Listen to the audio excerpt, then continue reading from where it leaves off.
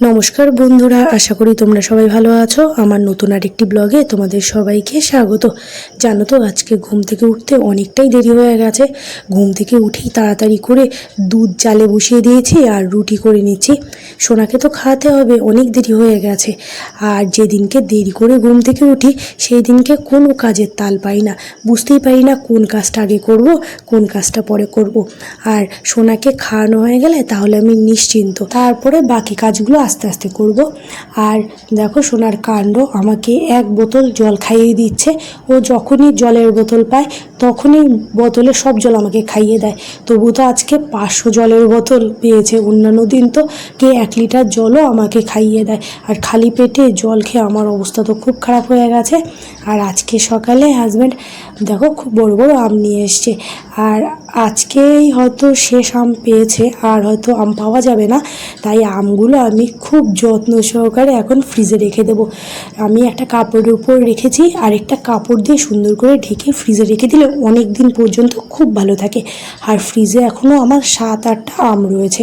আর আমি একখানা আম কেটে নিয়েছি, এখন আমি আম রুটি খাবো। আর আম খেতে আমার খুব ভালো লাগে। আর যেই কয়টা দিন পাওয়া যায় সেই কয়টা দিন খেয়ে নিই, আবার তো সেই 1 বছরের অপেক্ষা। আমি কিন্তু অন্যান্য ফল খুব একটা ভালো খাই না, শুধু আমটাই আমার থেকে ভালো লাগে। আর দেখো সোনা সব ক্লিপ নিয়ে বসছে, এগুলো দিয়ে ও নাকি এখন ট্রেন বানাবে। ও কি কালকেও এই ক্লিপগুলো দিয়ে সন্ধ্যাবেলা খেলছিল, তারপরে সব ক্লিপ সারা ঘরে ছিটিয়ে রেখেছে। সেগুলো আবার আমি গুছিয়ে রেখেছিলাম, আজকে আবার এগুলো নিয়ে বসছে।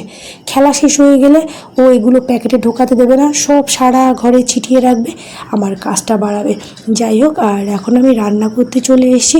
আর প্রতিদিন যখন আমার রান্নার সময়, ঠিক সেই সময় হাজব্যান্ড অফিসে চলে যায়। আর ডিউটি থাকলে তো ডিউটিতে যায়, ডিউটি না থাকলেও ঠিক আমার রান্নার সময় যখন 10টা-15 সময় ও অফিসে চলে যাবে। মেয়েকে নিয়ে রান্না করতে আমার খুব অসুবিধা হয়।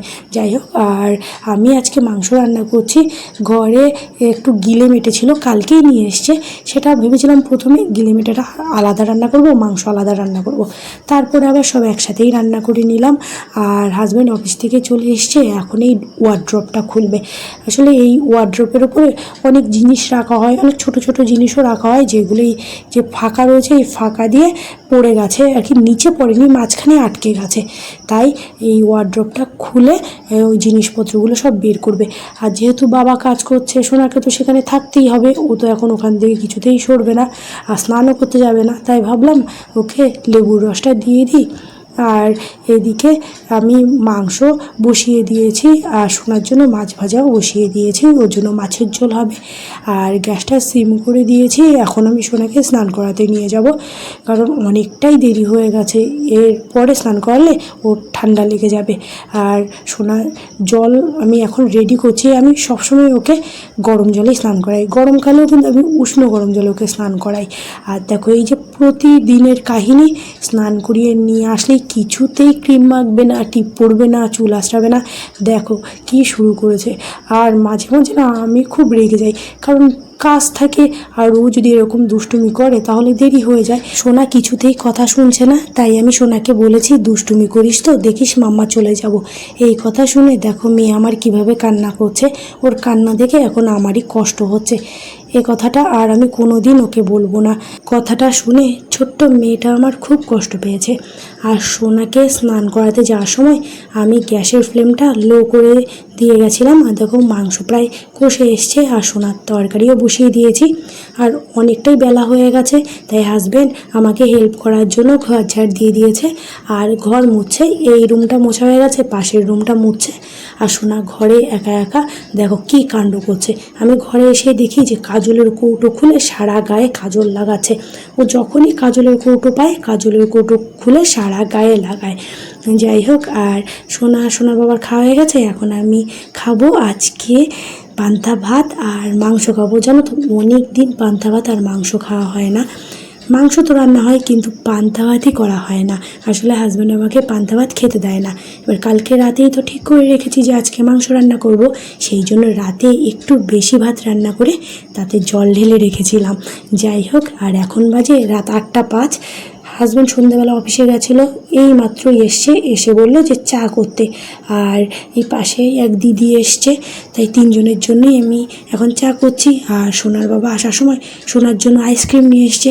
সকালবেলায় সোনা আইসক্রিম খেতে চেয়েছে, এবার বাবার কাছে যেটা খেতে যাবে বাবা তো তখনই সেটা এনে দেয়। এবার যেহেতু সকালবেলা এনে দিতে পারিনি, তাই এখন সন্ধ্যেবেলা নিয়ে এসছে।